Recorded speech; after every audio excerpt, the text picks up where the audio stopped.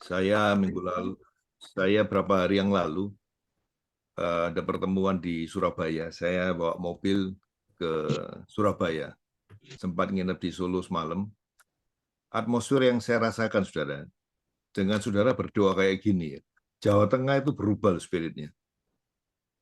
Ciri-cirinya apa? Kalau satu daerah itu di mana ada lawatan Tuhan, di situ ada damai sejahtera, saudara. Jalan tuh begitu masuk Tegal, terus ke Semarang, ke Solo, di rest area saya berhenti, saya lihat luar biasa. Teman-teman berdoa di Jawa Tengah ini dampaknya besar, saudara. Maka itu tetap semangat, tetap berdoa, dan saya percaya ada rencana Tuhan yang besar lewat Jawa Tengah ini. Saya masih ingat, saudara, perjuangan pelayanan pekerjaan Tuhan itu banyak dimulai dari Jawa Tengah, dari Salatiga, dari Semarang, muncul orang-orang hebat yang hari ini berdampak untuk Indonesia. Dan saudara, ini FGB Men di Jawa Tengah ini memang dipakai Tuhan luar biasa. Amin. Saudara, saya ingin sharing pagi ini tentang Daud, saudara. Beberapa karakter daripada Daud ini luar biasa. Ada sisi negatif, ada sisi positif. Kita belajar dari sisi positifnya, saudara. Di sini ada yang ikut apa namanya itu FJBH nggak? Baca Alkitab setiap hari. Ada nggak, saudara? Kalau saudara ambil waktu ikut FJBH, di situ luar biasa. Mungkin saya akan cerita sedikit FJBH. Faith come by hearing. FJBH singkatan Faith come by hearing. Roma 10:17. Iman timbul karena pendengaran. Itu dari teman-teman yang ada di luar negeri. Mereka rindu anak-anak Tuhan itu membaca firman Tuhan. Dimulai dari Injil aja, saudara. Ternyata kita Indonesia ini spesial. Bukan cuma Injil yang dibaca udah mungkin lebih dari 10 kali round gitu, akhirnya selesai sampai Wahyu, dan hari ini kita sudah sampai di Perjanjian Lama. Dan teman-teman FCBH di seluruh dunia itu bingung, hah? Kamu pergi sampai ke Perjanjian Lama, berapa lama gitu kan? FCBH Indonesia aja pernah komplain gitu. Pak Tansri, ini kalau FCBH tiap hari baca satu pasal Perjanjian Lama, itu perlu hampir 1000 hari. Kapan selesainya gitulah. Konsistensi dari FJBH ini luar biasa, saudara. Kalau kita baca gitu, kita akan melihat satu gambaran yang luar biasa, saudara. Saya bilang sama FJBH Indonesia, ya memang kita harus baca dari kepengurusan sekarang sampai kepengurusan yang akan datang. Perlu 3 tahun lebih, saudara. Dan hari ini kita sudah membacanya sampai di 1 Samuel pasal 30, saudara. Di situ kita bisa melihat satu gambaran yang jelas bagaimana Tuhan, karakternya, apa yang mesti dilakukan, dan seterusnya. Setiap hari Roh Kudus bisa ngomong sama kita. Hari ini saya ingin ajak saudara baca di 1 Samuel pasal 17, cerita tentang Daud, saudara. Daud ini, kalau kita baca di Samuel 17, dia agak lompat-lompat. Karena apa? Di pasal 17 kita akan lihat bahwa Daud itu seakan-akan tidak dikenal sama Samuel. Padahal di pasal-pasal sebelumnya Daud sudah disebutkan sebagai apa, pemain kecapi. Pada saat Samuel ada roh jahat menguasai dia, kalau Daud datang bermain kecapi, maka rohnya hilang, ya kan? Tapi di pasal 17 ini kayak satu lompatan gitu. Seakan-akan Saul nggak kenal dia gitu. Memang penulisan di Alkitab itu namanya ada yang disebut kanonisasi, ya, dari beberapa kitab mana yang bisa saling mendukung akhirnya di Alkitab itu. Maka itu penyusunannya kadang-kadang bisa lompat-lompat seperti kitab Injil. Sama, menurut ahli sejarah Injil itu bukan dimulai dari Matius, tapi Markus ditulis lebih dulu daripada Matius, tapi di susunan kanonisasi dibuat sedemikian rupa. Tapi tidak masalah, saudara. Yang penting kontensia, ya. Nah, kita lihat di 1 Samuel 17. Pada saat itu, saudara, Saul sedang menghadapi orang Filistin. Menghadapi orang Filistin itu kan musuh yang nggak main-main, karena pada hari itu ada satu tokoh yang namanya Goliat. Goliat ini tingginya kira-kira 3 meter, saudara, ya. 6 hasta itu kira-kira 3 meter begitu. Nah, dia menantang orang Israel. Ayo kita perang. Kita nggak usah ngatur strategi perang antara Filistin dan Israel. Munculkan di Israel satu orang saja. Lawan aku, katanya. Siapa yang kalah, dia akan menjadi hambanya. Pagi, sore ditantang. Nggak ada satupun yang berani orang Israel. Dan mereka takut karena lihat Yang namanya Goliat begitu besar. Baju sirahnya, baju perangnya aja beratnya 50 kilo, saudara. Bayangin, bajunya aja. Belum dia punya alat-alat yang lain. Ditantang, nggak ada yang berani. Nah, pada saat itu Isai, papanya Daud, memerintahkan Daud, kamu pergi dong ke kemah pertempuran, ke pasukan 1.000 ya. Kalau saudara baca di Alkitab, pasukan 1.000 adalah pasukan di mana garis depan. Tempatnya dia perang, yang utama itu di garis depan tuh yang pasukan 1.000. Dan saat itu kakaknya Daud ada 3, Eliab, dan yang lainnya itu ada 3, itu yang ada di bagian depan. Lah, Isai kepingin Daud, bawa makanan, olah sedikit, bawa ke kakakmu, supaya saya dapat kabar. Ya, zaman dulu nggak ada WA, jadi mesti ada orang yang diutus ke sana untuk mengetahuinya. Nah, pada saat itu, apa yang Daud lakukan? Kita lihat 1 Samuel 17 ayat 20. Lalu Daud bangun pagi-pagi, ditinggalkannya lah kambing dombanya, seakan-akan banyak ya, pada seorang penjaga. Lalu mengangkat muatan dan pergi seperti yang diperintahkan Isai kepadanya. Sampailah ia ke perkemahan ketika tentara keluar untuk mengatur barisannya dan mengangkat sorak-sorai. Ini ayat perlu sudah garisin. Nanti kita akan belajar, Daud ini adalah seorang yang bertanggung jawab. Nanti kita akan lihat bahwa kambing dombanya Daud ini nggak banyak, cuma 2-3 aja. Tapi dia itu waktu mau pergi, dia kasih penjaganya, dia panggil penjaga di kelompok Isai, keluarganya, jagain kambing domba saya gitu. Ini satu tanda apa, saudara? Kita sebagai orang yang melayani Tuhan harus bertanggung jawab, saudara. FGB Men, kadang-kadang kita di chapter itu, kadang-kadang orangnya tinggal 2-3 juga, saudara. Lah kalau sudah 2-3, biasanya itu sudah malas, sudah. Aduh, sudah mendingan chapternya ini di merge, dijadiin satu atau dinonaktifkan gitu. Tapi nggak boleh, saudara ya. Kita sebagai FGB Men, berapapun orangnya, 2 mau 3, kita harus tetap eksis. Eksistensi itu yang sulit, saudara. Maka itu kita mesti belajar kayak Daud, punya eksistensi. Biar 2-3 panggil penjaga, tetap bertanggung jawab. Nah, disitulah yang membuat situasinya berbeda. Ya. Kita lihat selanjutnya. Kemudian Daud pergi ke tempat pertempuran. Nah, di tempat pertempuran itu Daud sudah dengar gitu. Apa yang dikatakan oleh siapa Goliat. Goliat itu menantang gitu. Siapa yang berani melawan aku? Kita lihat ayat 25. Berkatalah orang-orang Israel itu, sudahkah kamu lihat orang yang maju itu? Sesungguhnya dia maju untuk mencemoohkan orang Israel. Orang yang mengalahkan dia akan dianugerahkan raja kekayaan yang besar. Raja akan memberikan anaknya perempuan kepadanya, dan kaum keluarganya akan dibebaskan dari pajak di Israel.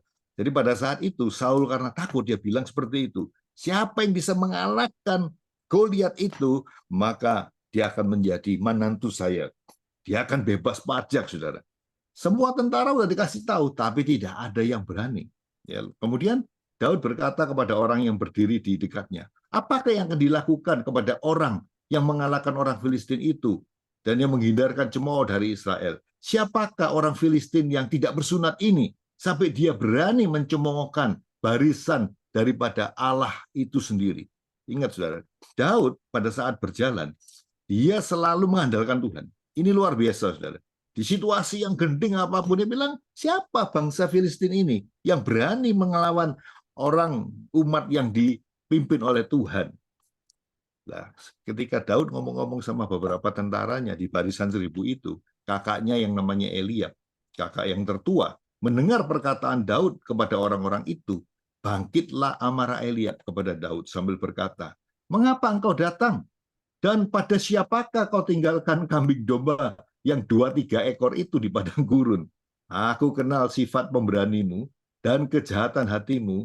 Engkau datang kemari dengan maksud melihat pertempuran. Jadi kakaknya Eliab marah sama Daud. Kamu kesini cuma melihat pertempuran. Kambing dombamu yang 2-3 biji itu diapain gitu kan? Nah, tapi jawab Daud apa? Apa yang aku perbuat? Hanya bertanya saja, katanya. Aku cuma takon, katanya. Masa nggak boleh gitu. Tapi Daud ini nanya lagi kepada tentara yang lain dengan pertanyaan-pertanyaan yang sama. Kemudian orang-orang tentara itu membawa Daud kepada Saul. Ya, dibawalah Daud kepada Saul. Daud ngomong demikian sama Saul. Jangankan seorang menjadi tawar hati karena dia, maksudnya karena Goliat. Hambamu ini akan pergi melawan orang Filistin itu. Ini benar-benar Daud ini benar-benar pemberani. Kakaknya yang tentara itu aja nggak berani, tapi dia ini pengembala, dia bisa ngomong demikian. Karena apa? Kalau Tuhan menguasai seseorang itu beda, saudara. Ya disitulah modelnya kayak Daud itu. Pada saat Roh Tuhan menguasai dia, keberaniannya itu melebihi hal-hal yang normal. Tetapi Saul berkata kepada Daud di ayat 33, tidak mungkin engkau dapat menghadapi orang Filistin itu untuk melawan dia, sebab engkau ini masih muda. Sedang dia, Goliat, sejak dari masa mudanya telah menjadi prajurit. Goliat ini sudah jadi prajurit sejak masih muda. Kamu anak muda mana bisa melawan? Ini kata-kata Daud yang mesti kita pegang, saudara. Ayat 34. Tetapi Daud berkata kepada Saul, hambamu ini biasa mengembalakan kambing domba ayahnya. Apabila datang singa atau beruang yang menerkam seekor domba dari kawanannya, maka aku akan mengejarnya, menghajarnya, dan melepaskan domba itu dari mulutnya. Kemudian apabila dia berdiri menyerang aku, maka aku akan menangkap janggutnya, lalu menghajarnya dan membunuhnya. Lihat, tuntas kan? Daud ini luar biasa, saudara. Aku akan mengejarnya, katanya ya. Kita di dalam kehidupan juga sama, nggak boleh menyerah, nggak. Aku akan menangkapnya, aku akan mengejarnya, aku akan menghancurkannya. Baik singa maupun beruang telah dihajar oleh hambamu ini. Dan orang Filistin yang tidak bersunat itu, dia akan sama seperti salah satu daripada binatang itu.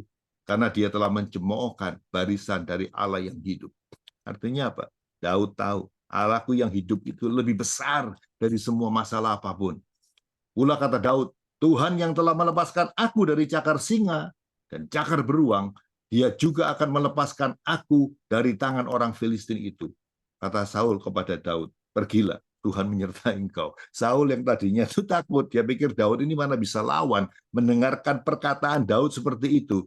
Dia bilang, go ahead. Saul masih pakai pikiran, saudara. Kemudian Saul mengenakan baju perangnya kepada Daud, ditaruhnya ketopong tembaga di kepalanya, dan dikenakannya lalu baju sirahnya kepadanya. Lalu Daud mengikatkan pedangnya di luar baju perangnya, kemudian dia berikhtiar berjalan, sebab belum pernah dia dicobanya. Maka berkatalah Daud kepada Saul, aku tidak dapat berjalan dengan memakai ini, sebab belum pernah aku mencobanya. Kemudian dia menanggalkannya. Ini yang namanya be yourself. Pada saat Saul melihat Daud seperti itu, kamu mau perang, pakai baju sirahku, pakai supaya kamu siap untuk melawan itu. Daud mencobanya, padahal dia nggak pernah pakai. Dia coba, nggak bisa bergerak, saudara. Ya, nggak bisa bergerak. Daud bilang apa? Aku nggak bisa pakai ini. Ini yang maksudnya jadilah dirimu sendiri, saudara. Kalau kita lihat ayat selanjutnya, Daud berperang cuma mengambil 5 butir itu dengan pelempar saja, dia hadapin Goliat. Artinya apa? Dia nggak penting. Aku ini cuma seorang gembala, bukan prajurit. Mendatangi Goliat yang luar biasa itu.